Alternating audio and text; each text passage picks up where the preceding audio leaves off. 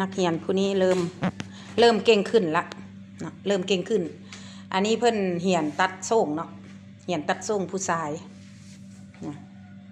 เริ่มเก่งขึ้นแล้วแม่แก้วกาแบบสบายใจน้อยหนึ่งเนาะที่ว่านักเรียนสอนเมื่อวานนี้เริ่มมีความเข้าใจขึ้นมาเนาะถ้าว่าบ่เข้าใจมองใดแม่แก้วก็จะได้ย้ำอีกตื่มเนาะย้ำบนทีก็เจ้าบ่เข้าใจในการสร้างส่งเป็นจังเป็นแบบซี่เนาะทุกคนเนาะคลิปนี้แม่แก้วอยากจะฝากน้องๆหรือลูกๆนักเรียนทุกคนที่เข้ามาเรียนเนาะในวิธีสร้างก็ต้องแบบน้อยใจเนาะสลายคนใหม่นี่เข้ามานี่เป็นจะมีการท้อเนาะบ่อยากสู้ต่อไปนะทุกคนเนาะจะมีการถอย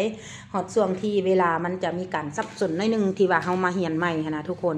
เนาะฉะนั้นให้สู้ๆและก็ตั้งใจเฮาอดทนมื้อนี้มื้อหน้าเฮาจะเก่งแน่นอนเนาะทุกคนนะอันนี้ก็กำลังคิดไล่อยู่เนาะกำลังเรียนคิดไล่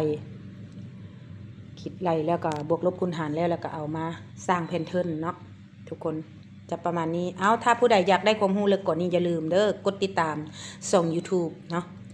แม่แก้วรับสอนตัดเย็บ